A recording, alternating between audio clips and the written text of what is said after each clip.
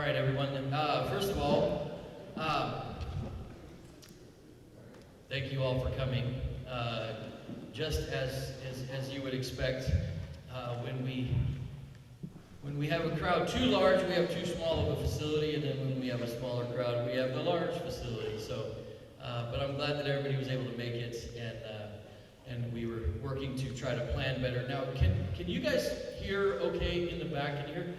Okay, so I'm just gonna kind of explain how tonight is gonna go.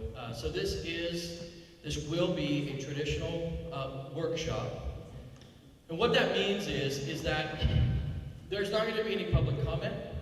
What we're going to be doing today is we're going to be discussing. This group up here is going to be having dialogue about how to address the issues that have been brought forward. We are going to be utilizing the information that we already know, as well as information that we gleaned from the town hall as part of the dialogue. We've also received scores of emails since the town hall that we will be utilizing as well. Go ahead and hand those out, please. And what I will say, though, is there is an opportunity for this group to hear what we have to say and then also be heard. And how that is we will have forms, basically the public comment forms that we had before. On the back, there's lines for written comment. What we would implore you to do is to write your comments on how you felt the workshop went, so that we can read those before the next discussion and use that to continue to guide the dialogue, if that makes sense. Any questions from the public on that? Okay. Hearing none. So Yes. After we fill out the forms, and then what? You all They'll go. look at them and discuss them and talk about it and stuff. Exactly. We'll get them. We'll scan them all in, and we'll send them out to this entire panel to be read before the next meeting. Yep. And so with that, then what I will do is I will call this meeting to order. I will ask that everybody stand and join me in the Pledge of Allegiance. The flag is right here. I pledge allegiance to the flag of the United States of America and to the republic for which it stands, one nation, under God, indivisible, with liberty and justice for all. Okay. Okay, so with this group, how we will start is we will start with introductions. We'll go from introductions into dialogue on how we plan to address the needs and so just to provide some guardrails, if you will. I think one strategy that we can employ here is let's break it into two objectives. A short-term, what can we do now objective, and a long-term, what can we do for the future?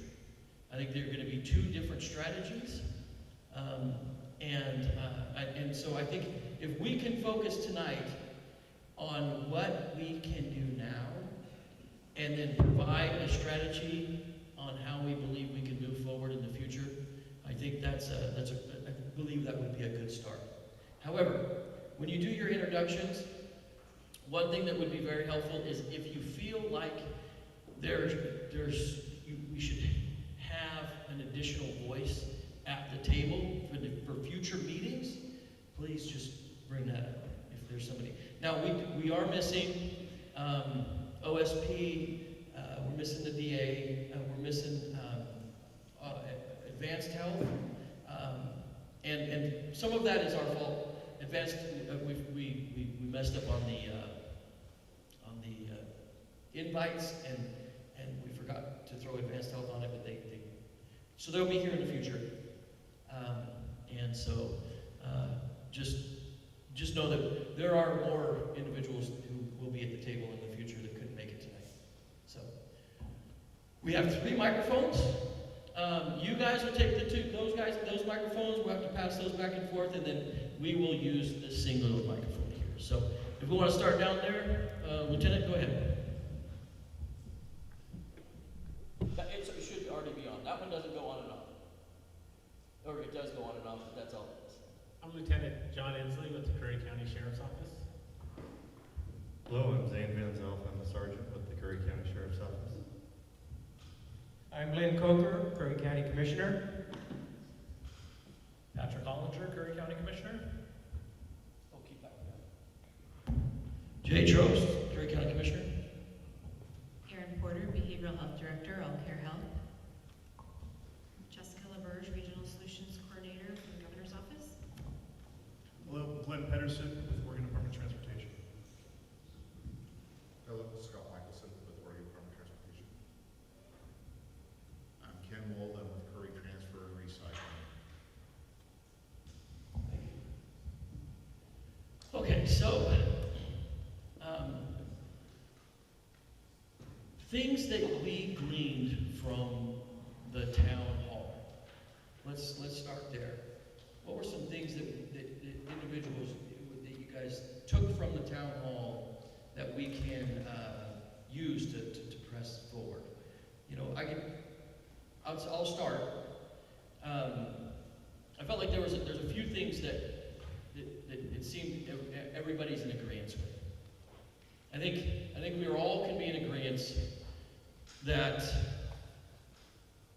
we currently do not have the housing supply to meet our current demand, even our workforce demand in our community. That seems to be a need. We currently don't have the mental health or addiction service platform required to meet the needs and the intensity of need of several of the individuals in the community.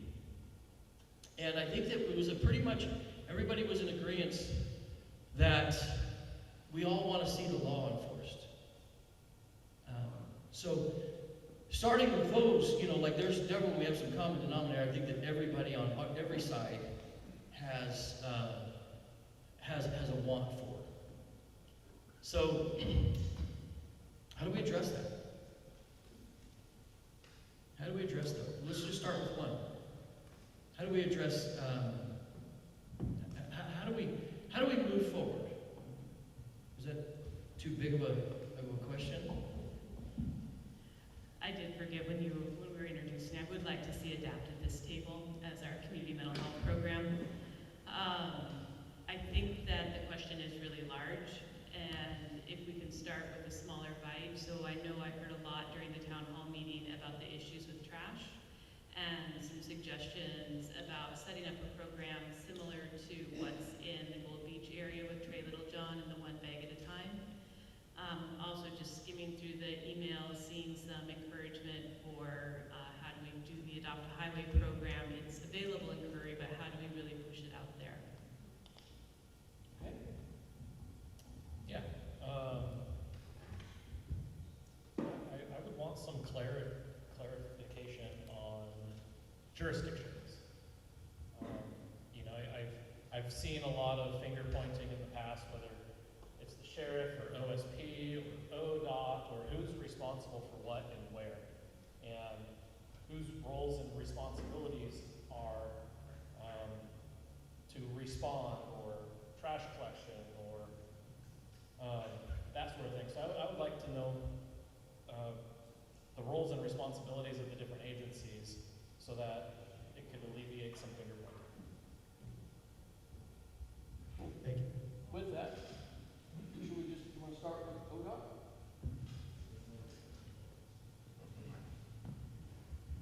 So it is ODOT's responsibility. On the 101. On the This 101. is a county issue. And I apologize for not making that known in this is a county dialogue. This isn't just a harbor bench, although it is very much concentrated on harbor bench. This is an issue county-wide. And I think, you know, so you can clarify the jurisdictional areas that ODOT has, because we have much greater jurisdictions out there, so go ahead. Yeah, so ODOT's responsible for the right-of-way along 101. Anything off right-of-way is either private or maybe county or some other than us. In the way of Carpenterville. And we have Carpenterville and, But the right of the way of Carpenterville is very narrow. There's some monster rigs that find the narrow spot on Carpenterville, though. Okay, so can you walk us through what is the process for? Oh, sorry. Can you walk us through what is the process for tagging a vehicle, or even an illegal tent? What's the process for that? Can you walk us through that? so for an RVs, we'll ask state police or law enforcement to tag the vehicle first, try to find a responsible party to either move it or, if they don't move it, then law enforcement could possibly write them tickets. If they can't find a responsible party, then we'll do a 24-hour tag, and then after that, ODOT being we, then after that, we'll have it towed at a cost of $3,000. That's for an RV. That's for an RV, yes. What about a tent? For a tent, if a tent's on right-of-way, then we have to post it. Once we post it, then we have to wait 10 days. Then after the 10 days is up, we have 10 days to clean up the tent and all the garbage in that particular camp. After we clean it up, we then have to hold on to it for 30 days, and then we can get rid of it. The personal property. The personal property. Where's your holding facility? Where do you hold it? We hold everything in Gold Beach at our Hunter Creek maintenance facility. So you tag something, sorry. So you come in, you tag it. Depending on the tag is essentially what directs your next interventions. And how does CTR play into that process? We are currently providing ODOT with the dumpsters. Here's part of the problem. ODOT, for each individual site, they have to have an individual dumpster. They can't like commingle the property. So that creates an issue with ODOT has a tremendous amount of expense because they have to keep everything for 30 days in order for theoretically someone to come and claim that property. So it is we need to address some of the rules and regulations pertaining to that because it is how many, Scott, has anybody that you know of ever come and claim their material? Because we dump a lot of stuff for ODOT. I've had a few people call and inquire about it, but because it's in Gold Beach, generally they don't. Actually, no, I've had nobody show up because it's so far away. And most of these folks don't have any way to get there. There's always a bus, there's always Sure. Curry Trans. Sorry, we're just gonna start, because a lot of it does start with your initial contact, right? A lot of it starts with your initial contact in terms of the interventions that are going forward with those. Obviously, when we see, laws being broken, trespass, and et cetera, then and ordinances being not broken. But so the connection starts with generally with ODOT and or county road department initiating a tagging process on where to go with the. Now, what's the barriers like for trying to get an abandoned RV moved? What are the barriers that happen? What do you face with that?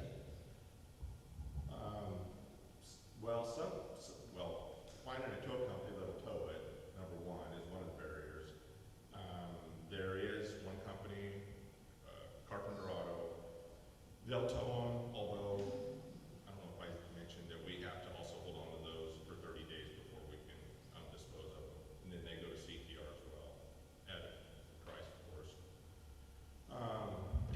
you have a spot to store those? Yes, so if Carpenter's is full, the county road department has graced us with an area at the road department. They'll let us keep them there for 30 days. And then, so we have Carpenter tow the RV up there, it sits there for 30 days. We have to have Roto-Rooter come deal with the yacht, and then Carpenter comes back, gets the RV, tows it to CTR, and then they do what they do with it. And what's the expense of it? $3,000. It's $3,000. It doesn't matter the size, it's just, like, Sorry about that, Jay. So if it goes to Carpenter's yard, it's $3,000. If we have him tow it up the county, it sits there, so we pay the tow up there, we pay the tow back, and then I think CTR is what, 169. 169 a ton to get rid of the RV. And then the CTR tab, I don't remember what, I think it's a couple $300 to take care of the other. So, okay, so that leads me to another question. There's gonna be a lot of stuff that comes out with a lot of questions. And it goes to what Aaron had mentioned about the trash program. Now, maybe this is a question for law enforcement.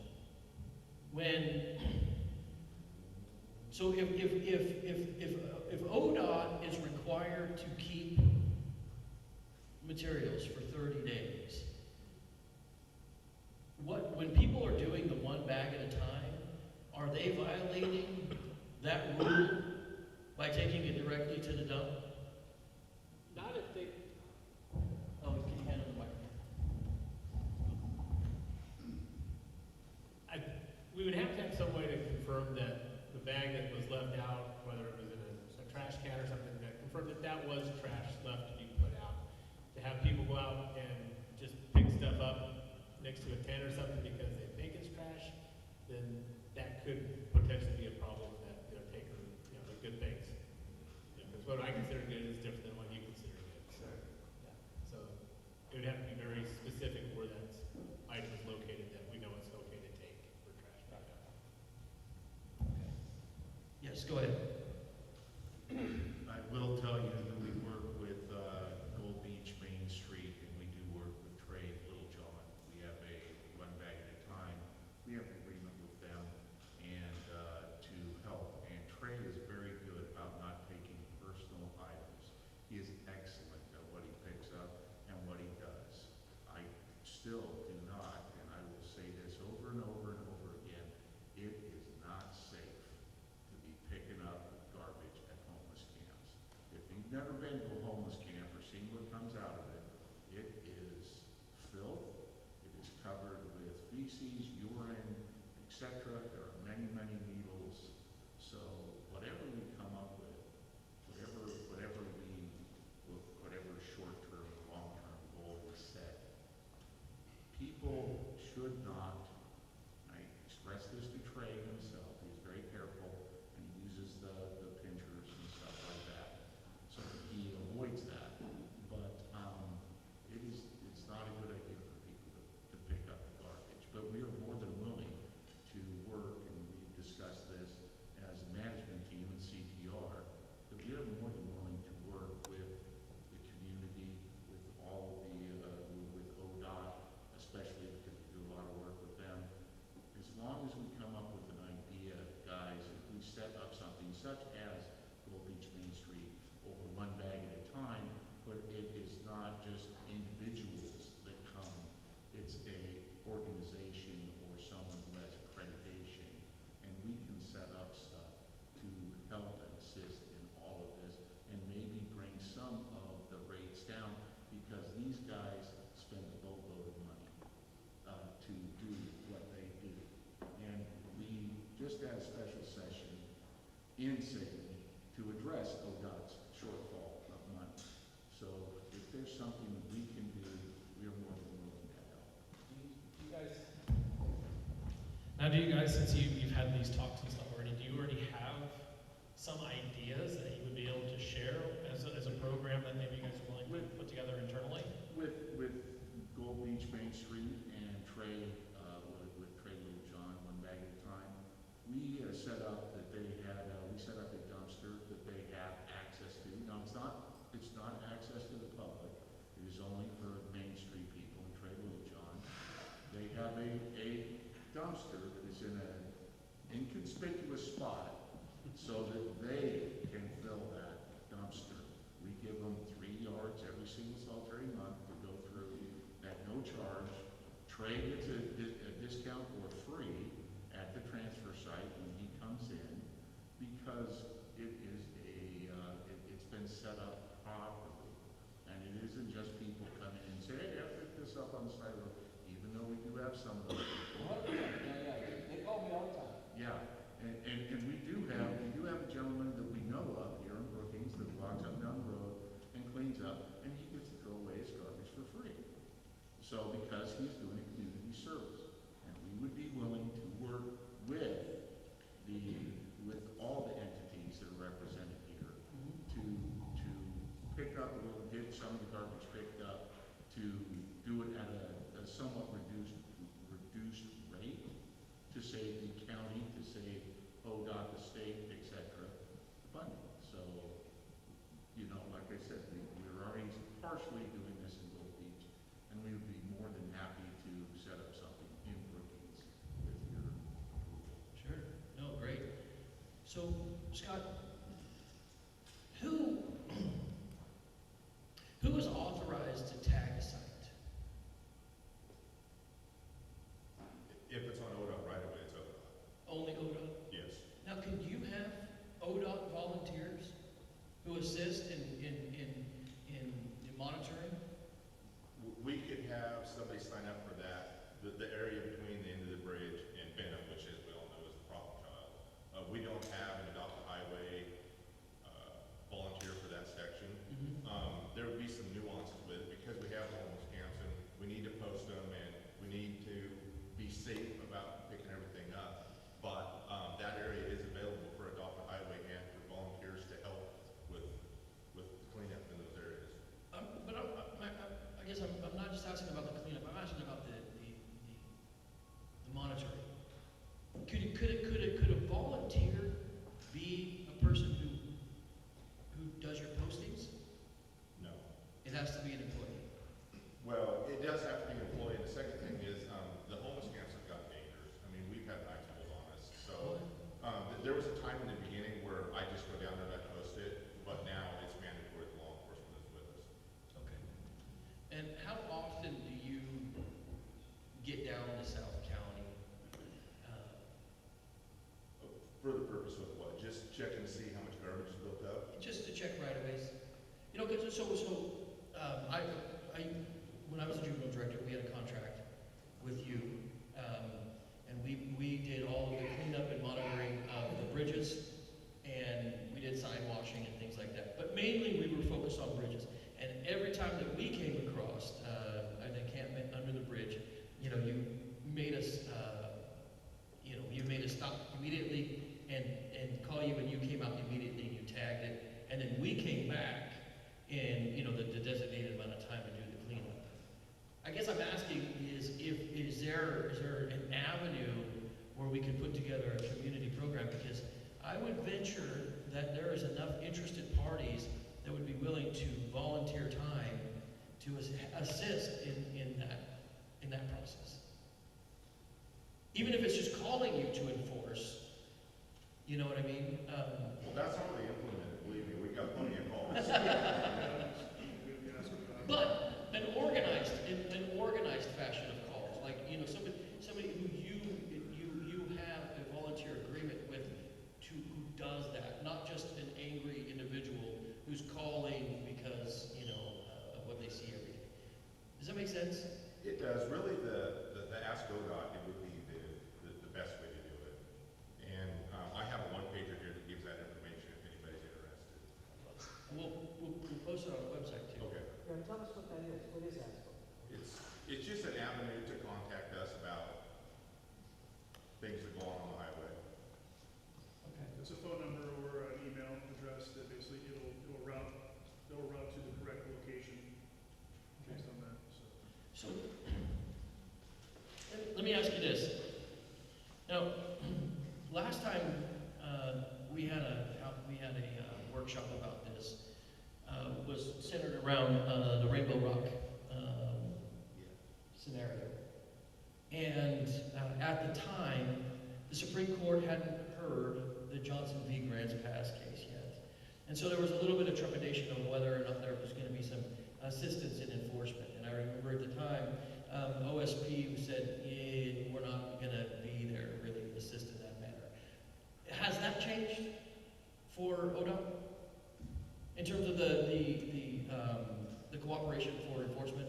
Well, I wouldn't say, I mean, I don't want to speak for Scott, but it seems like we definitely have a stronger partnership lately with that as far as more action taken on that. Okay, But I good. mean, I think it also does come down to enforcement's one part of it, but then, you know, is it going to be held up when it goes to the court? So, if the individual's, you know, cited for something, will that be thrown out of court or not? And so I think that's the big concern is, you know, putting our officers in a spot where they're going in there to enforce a law that's on the books and then it gets thrown out. So I think there's a partnership there for all of us. Certainly, certainly. So maybe an additional party that would be beneficial is to have somebody from the joint. Well, the DA is invited. He just, but from the judge's office in this discussion. Is that a possibility? You think? I mean, just in your experience. I definitely think it's a possibility that we might go get someone from the court or the judge's office, and kind of along the same lines, maybe someone from the county road department, because that'd be kind of the equivalent of ODOT. Sure. And it is a partnership to make anything happen on the county right away at this point, in this aspect. So, and the Supreme Court, is that the Grants Pass one? Okay. So, and there was after that, the state of Oregon also passed a law, and that objective and reasonable comes into play, and that's very subjective, and we don't have any true definitions of what that means. Okay. So that's something we're going to have to kind of try to figure out. But also the state law requires, in being objective and reasonable, that we have to consider there are other housing alternatives, you know, that are at play. So if we're gonna issue citations for trespass, you know, for example, for homeless people, we do have to consider that we have no shelters available and things of that nature. So that's part of the state statute as well. Okay. Okay, so that I think helps really clarify a lot of things. You know, I know the county road department has very similar tagging requirements. They're a little less. I think we have shorter time frames, maybe, but they're still the process still has to be completed. Commissioner Coker, do you have some numbers or information you wanted to provide? You mentioned in the meeting there. So one of the things that came to mind 5 or 6 weeks ago was a question that I couldn't answer, and it had to do, what does this really cost us to have a homeless person per person in Curry County? What are they eating in terms of our resources? And so I'm going to pass this out to the panel here. This is a takeaway that helps us put some statistics behind what we all know. And so right off at the top on that front page, it says, what does it cost to support one unhoused person in Curry County? So if we go to page 2, immediately we jump right into this, and it's a big number. For Curry County, on page 2, right up there at the top, for the average homeless person, so that means there's a big user of county services, and then there's an average user of county services, and then there's a minimum user of county services amongst the population of homeless people. So I'm looking at the middle. And the number for the middle user of county services that represents the unhoused host community is between $45,000 and $60,000 a year. So what is that? What are the building blocks for that kind of cost? So I tried to be as comprehensive as I could. And by the way, the information that I pulled together here is, I've referenced it in the appendix. So the panel here can have that appendix, and you can go do your own research at the same place as I did mine. And you're welcome to do that if you feel like it. But we're looking at shelter, we're looking at behavioral health, we're looking at emergency care, we're looking at case management, and we're looking at daily needs. That's the building blocks. Those are the building blocks for that $45,000 to $60,000 a year. So multiply that on out. What if we have 200 people who are unsheltered in the county? That's not astronomical. Some would say it's maybe 150. Some would say they believe it's closer to 300. You know, I just kind of took a consensus and said, let's say we have 200. So on the low end of the average users, that comes out to $9 million a year in outlay. For the top side of that range, it comes out to about $12 million a year. What does that cost, or what does that go to? So the middle cost person, the group in the middle, it goes to unstable housing costs that revolve around shelter. These people are couch surfing, they're characteristically occasionally unsheltered, so we don't have a full load to pay the middle group 100% of the time for their shelter, and that's why they're in the middle, because we don't have to pay all of that. And in the middle, we pay for mental health services, but these are not necessarily deep, intrinsic, complex mental health issues, but nevertheless, there is money that goes there to them because they do have mental health challenges. They also have medical conditions. And we're not talking about somebody that's got a cold or the flu, and we're not talking about somebody that has AIDS or cancer or something like that. We're talking about the person in the middle who has some mitigating health issues that have to be addressed. And then they do drink out of the public trough in terms of community services. But these people are ambulatory. They can get out and they can mix it up. They can panhandle. So we don't have as much cost going to them in terms of require community services to support them. And then when we look at the lifestyle they live, there are obviously patterns of behavior that are very unhealthy. And so they have emergency room services, law enforcement is engaged with them. But again, it's the middle population. They don't have as much of that law enforcement or emergency services as the high people, the people that absorb most or the least. So that middle group, I broke it down in terms of how they spend their money, or we spend our money on their tender loving care. So for shelter and temporary housing for that middle group, it comes out to around $8,000 to $12,000 a year. In terms of outreach and case management matters, it costs us between $6,000 and $9,000. Mental health and substance abuse disorders, it's going to run $9,000 to $14,000 a year. Emergency and crisis care for the middle group comes out to around $8,000 to $15,000. Basic needs, $5,000 to $7,000. Justice and public systems, law enforcement, costs us not as much as we're going to see in other groups, but nevertheless it comes out to around $500 to $2,000 a year. Who pays for this? Who pays for this? Well, nobody other than the people like you and me really do pay for this, because it comes out of taxpayers' money, right? Everybody knows that comes out of our pockets. But when it gets dropped into the county, the NGOs pick up about 10%, that's non-government organizations. They have about 10% of the money that goes into the care for these homeless middle groups.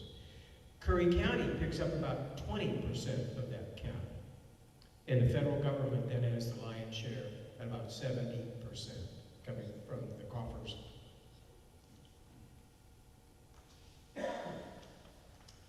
So when we look at page number 6, we have a chance to talk about the heavy users, the people that are really sick, the people that are really unhoused, and we get to talk about the low users, not the middle ones. So the lower needs people, it's going to cost us not $40,000 a year, or $45,000 a year, it's not $60,000 a year, but it's going to come in around $20,000 to $30,000 a year.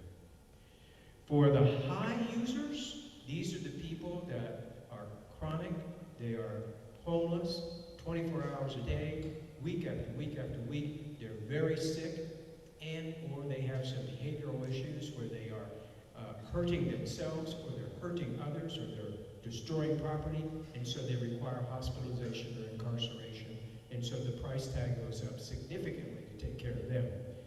And that's $90,000 to $150,000 a year for the high needs people. Now, why is it important?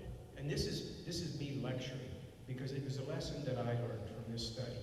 Why this is important is because if we look at the low requirements, the medium requirements, and the high requirements, where do we have the biggest population in Curry County? We don't know. How do you manage the homeless population in a way to effectively bring about recovery? We don't know, because we don't look at output measurements. We are process-oriented. We don't look at people who demonstrate signs of recovery as a result of programs. We look at process. Did we get that box checked? That person got signed up for something, and that's a goal achieved in terms of how we deal with our unsheltered folks. So number one, we need to focus on outcomes in order to be responsible and stewards of public funds and really kind to the people who are struggling with homelessness. If we only focus on process, that's actually a cruel gesture because it traps them in a death spiral. So the other thing that I learned about this was that I have the low users, the mid users, and the high users.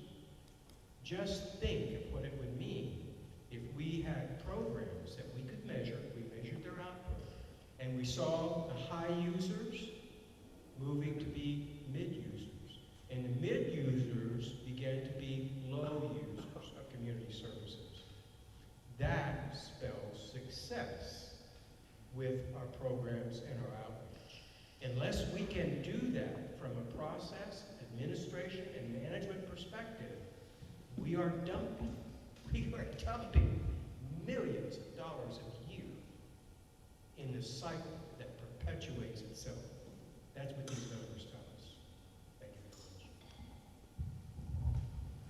very much. So just for clarification, Commissioner Coker, can you give us a quick brief, or just maybe it's a quick answer? How did you come up with these numbers? Okay. So the strength of our numbers comes in because we have resources through the federal government that collect information county by county, state by state, and they are aggregated. And I get those through HUD and other organizations. There are universities that study this information. If anybody wants to look at the sources of information, the references, the foundation for the analysis, I have that pretty well spelled out here, and just let me know you want that, and you too can have fun Sunday morning reading it, and I'm sure you'll feel better about it. So, just from what we've heard a little bit already, you had mentioned that if the county had a kind of an organized program to work with CTR, they could also work with ODOT and county roads, that we could create essentially a cleanup program. And I think that that is definitely something that we can explore in terms of creating that process. You know, whatever it looks like, working with you guys on, you know, so you're getting a call from a person who is part of this program, not just, you know, somebody who's just randomly picking up trash on the side of the road, and you'll have a complete understanding that they're coming in as part of this program. Is that what I heard? Yes, sir. So that's a low-hanging fruit. Like, we can do that. We can certainly create that. Now, here's the thing. I've given this, I mean, we've all given this incredible amount of thought, and I just want to put where I'm at with a lot of this. If we can all agree that we don't have the current housing to meet our workforce demand, and we don't have the mental health and behavioral health addiction platform to serve our current constituents, let alone the intensity level of some of these individuals. Part of what I'm seeing is that it's a missing component. You know, so there used to be, apparently it hasn't happened. It could be currently, but my understanding is that we haven't had one for a couple of years. But it was a homeward bound program. But I don't think homeward bound is necessarily an adequate answer. I think one of the most compassionate things that we can do as a community is, number one, figure out a method to triage, figure out a method to assess individuals upon our initial interactions. Whether that initial interaction comes from law enforcement, or it comes from one of the community organizations, whether it comes from one of the churches. But an assessment that allows us as a community to understand the true needs of the individual. And if we are not capable of meeting those needs, then we as a community should do the best we can to ensure that we can get them to an area that can meet their needs with a handoff to somebody on the other end who can receive and allow and try to support those folks in getting those needs met. Because one of the travesties that I see is we have a revolving door of individuals not receiving help. They're receiving sustainability, but not help, which isn't going to bring them or assist them out of their current circumstances. It just prolongs them, in my opinion. And so if we can figure out a way to assess them, triage them, in a program that assists in getting them to a place that can provide the care that they actually need, then I think that's the most compassionate thing that we can do to assist these individuals. We have, the county, we have transportation. We have, we have an entire, so Curry Transit is through the county, and we have just retired a huge subsection of the minibuses that we can bring back online with volunteer drivers and put together. I would be willing to feel that we have the confidence that we would have enough individuals in our community who would donate towards this program to assist with the transportation costs, so it's not it's not funded publicly, but it's funded privately through donations, where we can get folks to a place with a handoff with individuals who could receive them and a few bucks in their pocket, so that they have an opportunity to get where they need to be to get the services that they truly need. Because if we can't provide them, all we're end up doing is spinning our wheels pretending that we're doing something for them, if that makes sense. And then the long-term strategy, how do we create those resources here? Right? How do we do that? How do we improve our resources, our current resources, so that we have the capabilities in the future to actually provide assistance to these to individuals who need it? So I think there's a couple of questions, and I think Lynn really hit on one of them that come before, like how do we get people the resources they need? But the question sometimes is, what resources do they need to be successful? anything that said, like, these are the programs that are most successful in supporting individuals to get back on their feet and become productive members. And if we don't, I'm assuming that there's folks in the gallery too that have these answers, and so if you can write in and say, like, these are the programs that are evidence-based, that are research, that show these outcomes, that would be great. So specific. So Is it working? Okay, thank you. Aaron, great question. That's chapter 2 that I am working on, but I just got chapter 1 and fresh off the press. Thank you. But that is the next question that we need to address and needs to be part of our workshopping. So Aaron, we're both familiar with risk assessments.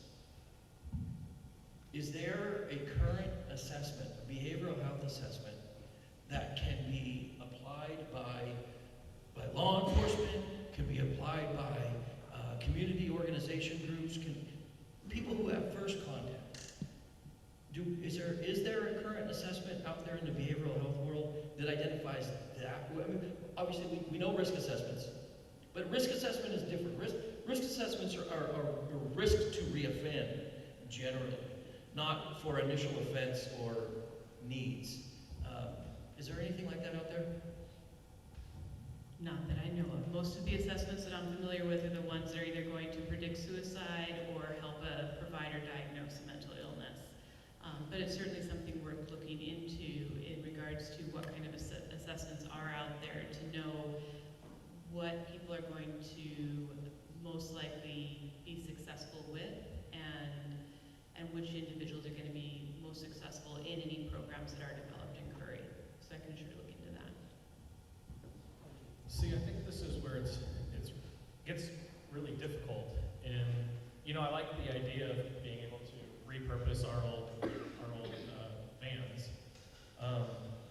But the metrics, getting the metrics. A lady made a comment during the town hall last time that said, you gotta have to want to get help. Sure. And how many people here now really want to get help? Or is it a lifestyle choice? And in order to help them, we need to have some sort of data or measurable, for that. And to make that decision to, if we're gonna go through and get all these costs going through the county, we need to know kind of what we're in for and how many people. Right. So I do know that there are assessments that quantify motivation to change. We do have those. So we can identify an individual. We can go through a process to identify motivation to change. The key that we need, the missing piece that I think we need to fulfill is what are the needs? And a lot of that's going to be very difficult to obtain in a non-hospitalized setting, right? A lot of it is going to be intuition from the individuals who are providing the assessment by just asking questions, and that might land on a home run. It certainly would probably be better than what they're currently receiving on the side of the road, So, but if we can, I lean back on, if we don't have the resources to provide the true help that an individual needs, then we have an obligation to try to get them to a place that does. And it seems to me that is the most compassionate tactic that we can employ, because we're watching the same, the chronic offenders, the individuals who are, it's the same scenario. You guys are seeing the same behaviors day in and day out. I mean, I was too. And so, and I know that when Measure 110 occurred, and we lost a lot of the enforcement piece. I mean, as former, behavioral health director at Curry Health Network, or Curry Community Health, the majority of the individuals in addictions program were court-ordered. It was very, very few who were volunteers. And a lot of people need, that kind of intervention to make the change, or to find the motivation. I mean, I can speak for myself. You know, I'm 18 years sober, but it took court intervention to get me to a place where I needed, you know, and so I totally understand it. And working with youth, I do fully understand that there were a lot of kids. We understood that it was, that the court was taking a compassionate lens when they would order a youth to residential treatment, because that's what they needed. Maybe not what they wanted, but it's what they needed. And, you know, we can bring the courts back into the discussion. We had a meeting with the folks in Medford, Sergeant who? Anthony, who heads up the program in Medford. And since 2023, in the last 3 years, they have gone from 186 encampments to 6 in Medford.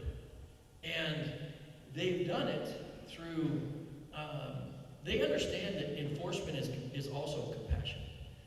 And they worked alongside the judges.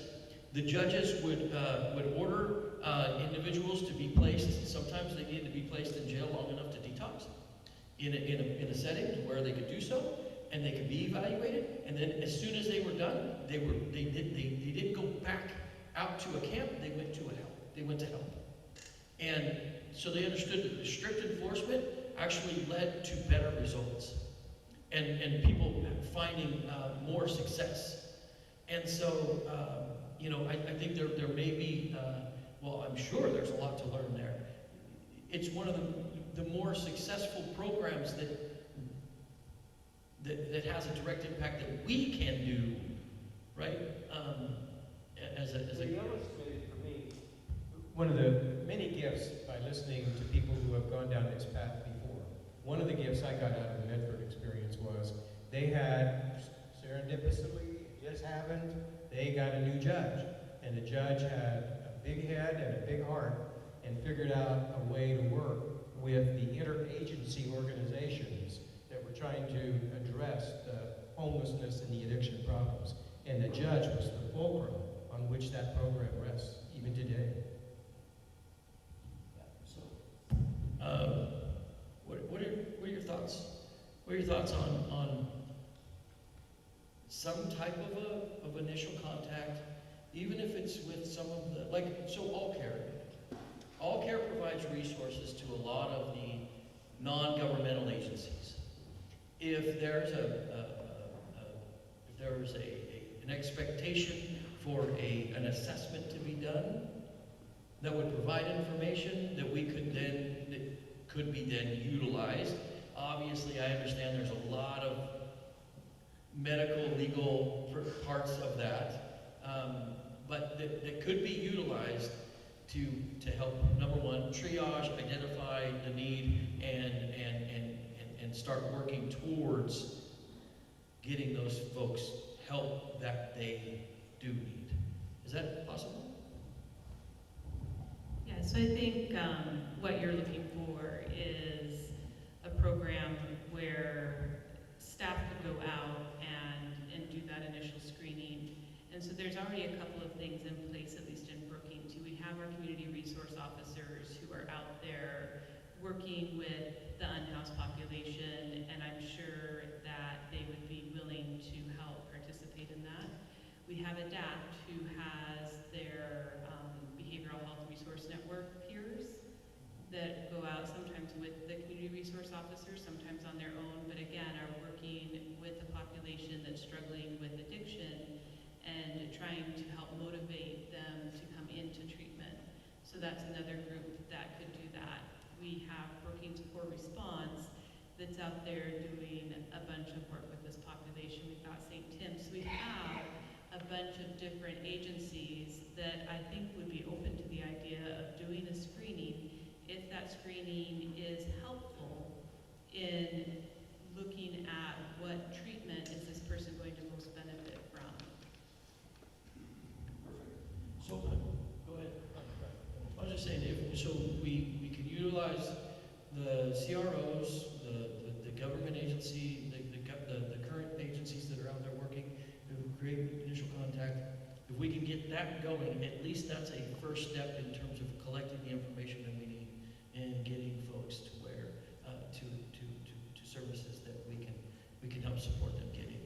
And, what we heard is, what we can do now is create some guidelines for trash collection through the county that works with CTR, ODOT, and the county road department and law enforcement agencies to ensure that we do those things correctly so that is squared away. And midterm, we can start working on looking at getting an assessment that's out providing to identify current needs. We can also probably identify some current risks to the community that need to be paid attention to.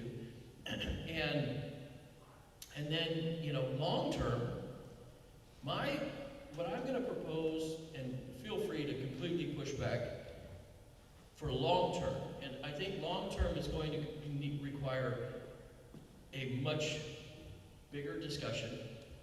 And long term, what I would suggest is that the county creates a long-term strategic committee that looks at this, kind of in a bigger picture.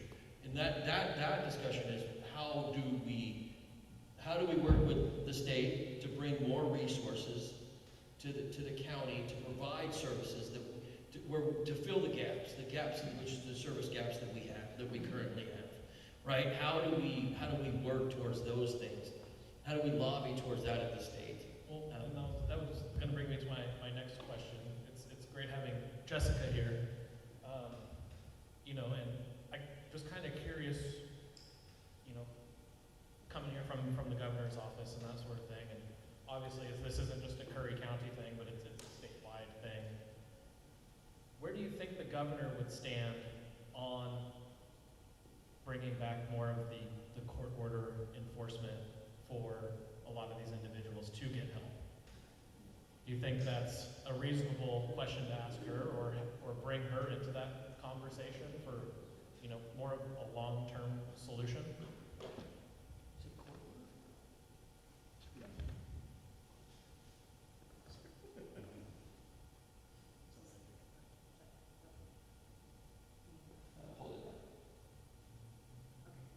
Now?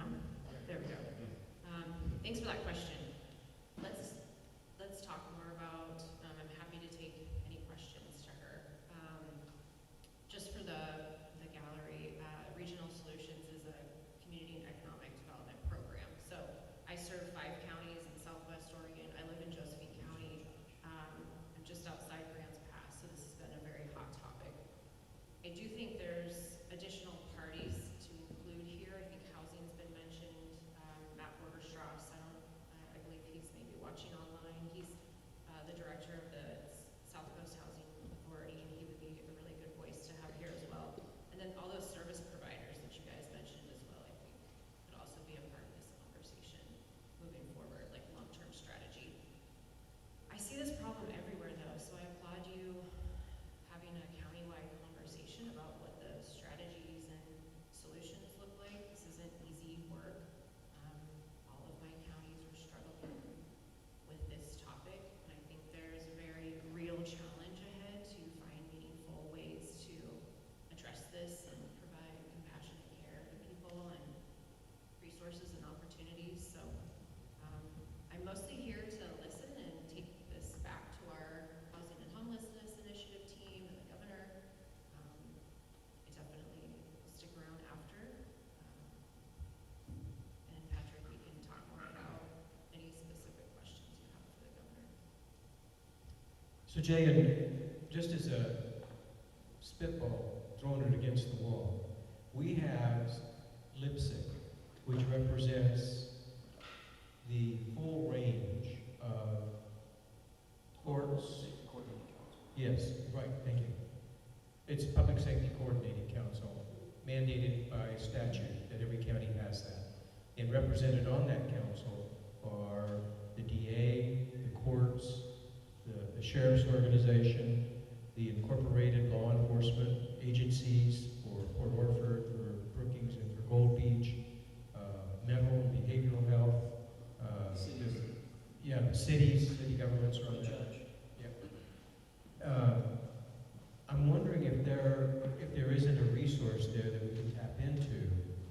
it's almost like this would be, what you're proposing might be a subgroup that in some way receives the authorization from the county, the support of the cities, but the commission is the funnel for resourcing the different assignments. I mean, that's off the top of my head, I'm not sure how that works, but it sits there. So that actually fits. So how does everybody feel about this? There's been a lot of things that we discussed tonight, right? What if we do this? What if lipstick, you take that to lipstick in terms of the enforcement piece, working with the judge, how we can see like where we can get a consistent expectation from city to county to state with the judge and the DA on that piece.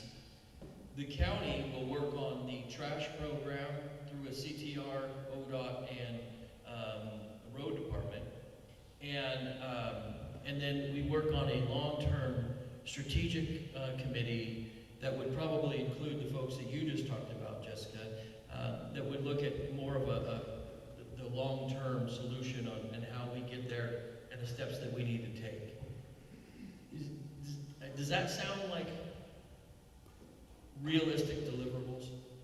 Sounds like a pathway. It's a good start. Yep. You guys, I agree with that. you guys feel that's doable? Yeah.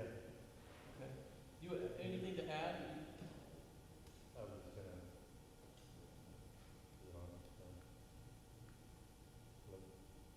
There you how go. about now? I was just gonna say, there hasn't really been anything in place, for us in terms of data collection, you know, with the people that we deal with on the street. Our CAD system isn't currently set up to document certain data like that. I have learned recently that it can be, it's gonna take some revamping and there might be a cost with that. But it sounds like it can be modified to input some of that data that's relevant. But also, our staff that's out in contact with people on the street, if there's a form or something in place that they can use to input that data and get it to the places that it needs to be, that's definitely a segue to inputting that information. Certainly. Well, it'll be safer too for any other subsequent contacts made by law enforcement or others to have some pre-information going into that, certainly.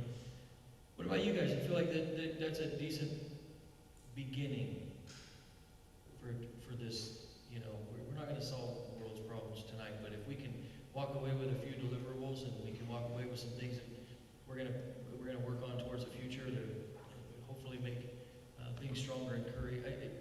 Are we missing something on your guys' end? I mean, other than the silver bullet to answer all the problems, but so everybody feel like that's okay to move forward with? Yeah. When's the next lipstick meeting? Next week. So we want to have another workshop in 2-3 weeks from now? Once we Well- get more data from that meeting, and we can talk during and we can add it to our business meeting, setting up, something with CTR. Yep, we could, well, what we can do is shoot for the first Wednesday of March is our next scheduled workshop. That gives us a month to work together and in formulating some of these plans. We can come back and kind of look at what the implementation process looks like. And hopefully maybe on some of the low-hanging fruit, like creating a committee for the trash collection, we can just work directly with you guys on and then just present the implementation plan for those things. But it certainly would give us time to do some of the other aspects, right? Well, with that, I don't want to belabor everybody. So your closing thoughts? Go ahead. If you have any down there. I'm good. Jessica? Eric? I do want to make sure that we continue to look at past research to figure out what's going to be the best program for our community, and that it's evidence-based, that it has good outcomes. I'd like to learn more about the Jackson County programs. I know they have a mental health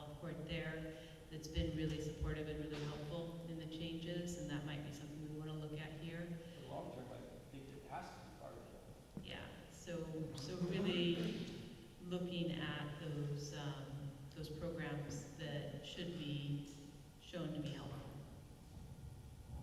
Any final thoughts?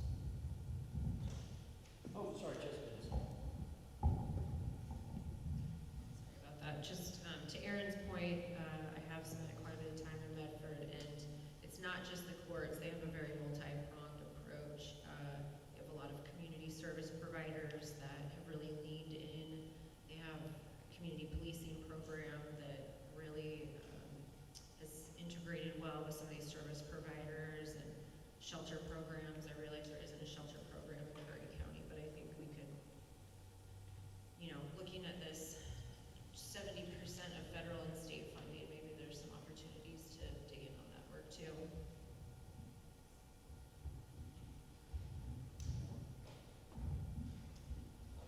I'd just like to say thank you to everybody who showed up. Thank you, gentlemen, for coming as well. The other person I think we should invite for our next meeting as well, I'd like to have the Forest Service come. I know we've reached out to Matt Waterston, who said he would be interested in wanting to discuss what's going on with these issues also in the forest.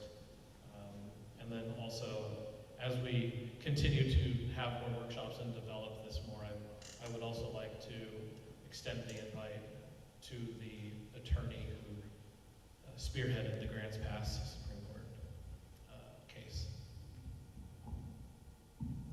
Great suggestions. Thank you, each of you, for coming. I also want to recognize that whatever expertise I'm developing in this area, it's because I chatter with people who are better than me. And the mayor of Brookings was so helpful in opening up the opportunity to work with Jackson County. And it's a great example of how a common vision of what can be done kind of binds people together. And so thanks for the cooperation.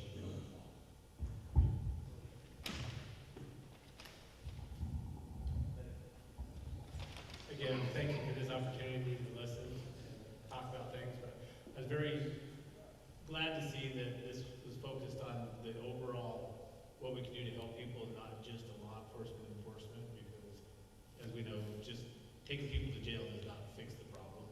And so I was glad to see that we're focused on the long-term, better outcomes. So, thank you. Okay. Well, I tell you what, with that, I'd like to thank everybody for coming. Please, most of you already reach out, you already email, you do the things, but please continue, because that information really helps guide these conversations. I mean, I've received so many really good emails and suggestions, and they've been handed out to everybody here from folks in the community. And I really applaud the community at coming in with a solution-based mentality as opposed to just a complaint-based mentality. Like, we know the issues.